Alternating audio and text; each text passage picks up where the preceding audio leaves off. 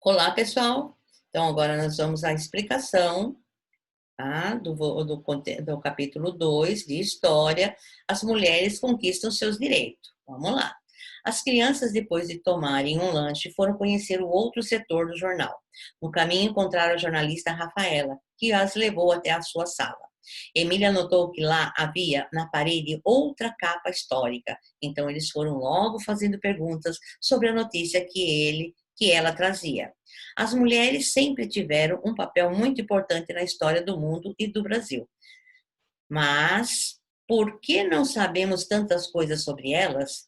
Porque, infelizmente, as mulheres ainda sofrem com o preconceito e discriminações. Você concorda com a afirmação de Marina a respeito do papel das mulheres na história do mundo e do Brasil? Vocês concordam que as mulheres foram importantes, tá? Para a construção do Brasil? Sim, elas foram muito importantes, tá? Você conhece exemplo de mulher que tem ou tiveram um papel importante na história do Brasil e do mundo? Anita Garibaldi, Maria Quitéria, são nomes que nós vamos ver pela frente e foram mulheres muito importantes na construção do Brasil. As mulheres no período colonial e imperial. Rafaela contou que até há décadas atrás esperava-se que apenas homens estudassem, trabalhassem fora de casa ou participassem da política.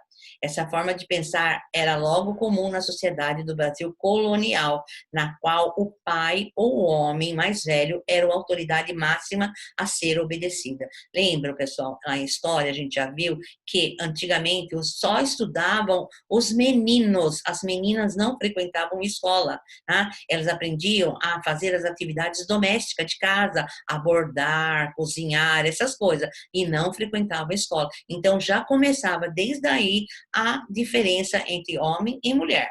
Em relação às mulheres escravizadas, elas não tinham nenhum direito e eram consideradas mercadorias. Mas, mesmo assim, muitas tiveram atuações importantes em revoltas e luta contra a escravidão. Durante boa parte do século XIX, ainda no governo imperial, a condição da mulher brasileira não se alterou significativamente, mas algumas mulheres tiveram papel de destaque. Rafaela mostrou às crianças alguns exemplos.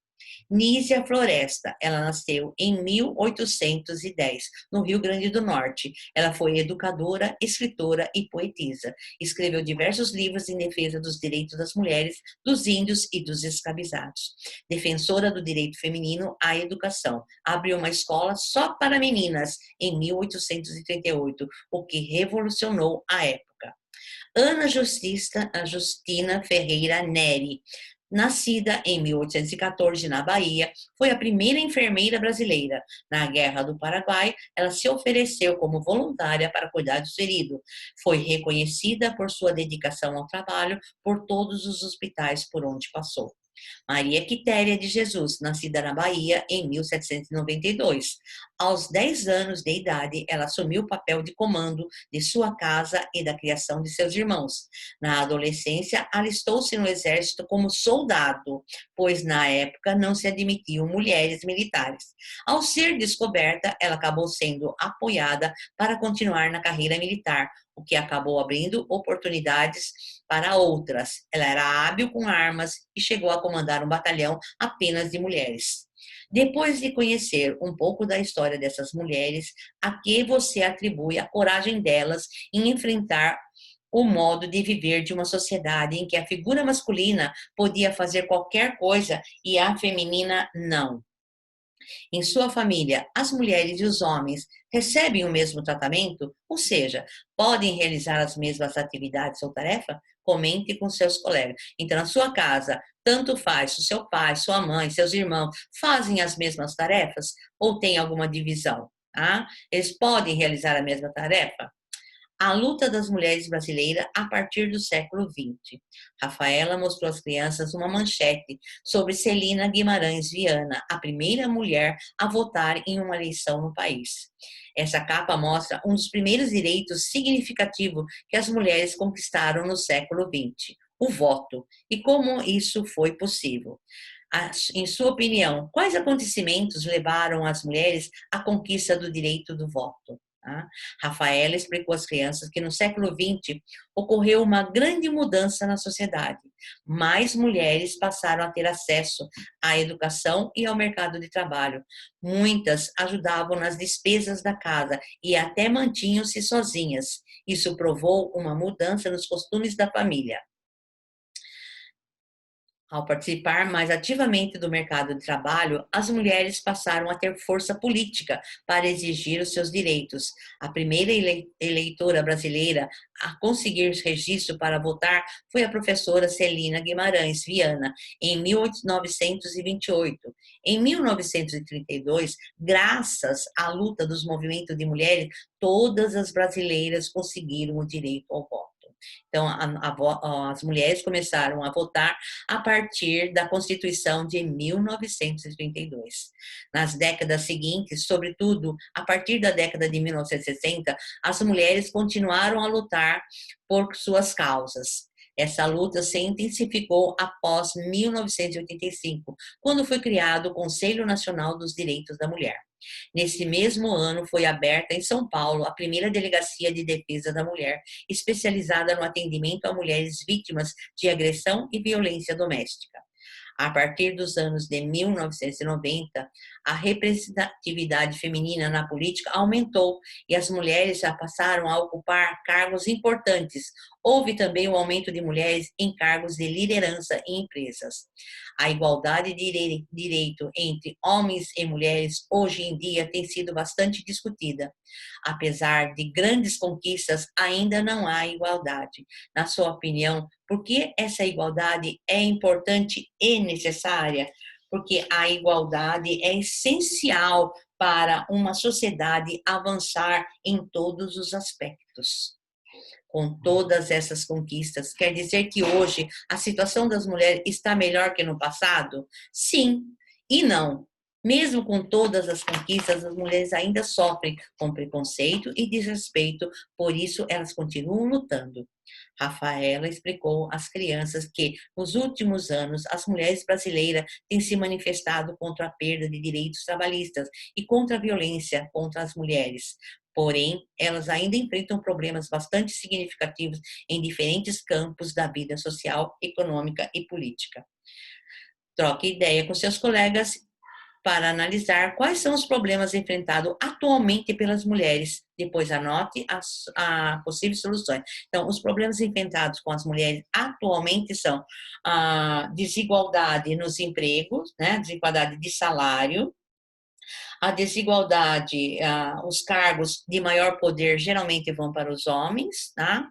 A violência contra a mulher e também na política o número de mulher é muito pouco em relação ao número de homens. Discutindo o presente, mulheres e a ciência. Muitos de nós já pensamos em ser cientista um dia. Você já teve essa ideia? Se sim, em qual área de ciência você gostaria de atuar? A área da ciência já foi um espaço de qual as mulheres pouco participavam. A presença feminina nesse espaço é historicamente recente, aproximadamente 100 anos. Ao longo do século XX, o número de cientistas mulheres cresceu, mas elas ainda não estão em número desigual em relação aos homens. As mudanças nesse panorama dependem da continuidade da luta para que as cientistas mulheres sejam protagonistas na geração do conhecimento e líderes na luta pela construção de um mundo mais justo. O número de cientistas mulheres precisa ser aumentado. Na sua opinião, quais ações podem ser propostas para que o número de mulheres cresça nesse campo? Então, o que nós podemos propor para que o número de mulheres cresça no campo da ciência? Outras leituras, as mulheres e as propagandas em outros tempos. Ao longo da nossa vida, nos deparamos com diversas propagandas que nos fazem pensar ou nos ajudam a escolher determinados produtos. Além disso, as propagandas apresentam situações que fazem referência ao momento histórico do qual fazem parte. Observe a imagem abaixo. Ela é uma propaganda de gravatas da década de 1950. O texto em inglês diz: mostre a ela que o mundo é dos homens. Van House Gravatas, Mundo Masculino. Descreva a situação apresentada na imagem ao lado. Bom, na imagem ao lado, nós vemos uma mulher de joelhos em frente a um homem oferecendo o café da manhã. Qual a postura física da mulher retratada na propaganda? Ela está de joelho. E o homem, como ele aparece retratado? Sentado na cama, com os braços cruzados para trás, um sorriso largo no rosto, né? O texto presente na propaganda colabora para a discriminação da mulher? Sim. Por quê? Porque a mulher está parecendo submissa ao homem. Uma propaganda como essa não seria aceita nos dias de hoje. Por quê? Porque as mulheres de hoje não querem mais ser submissas, não devem ser submissas ao homem. Então, essa propaganda não tem relação com os dias de hoje. Utilize sua criatividade e crie um desenho que valorize o papel da mulher na sociedade atual. Então, desenhe aqui uma mulher, né? A mulher fazendo um papel que ela se sobressaia, que ela se valorize, tá? Então, crie um desenho bem bonito. Pode ser até um tipo de propaganda.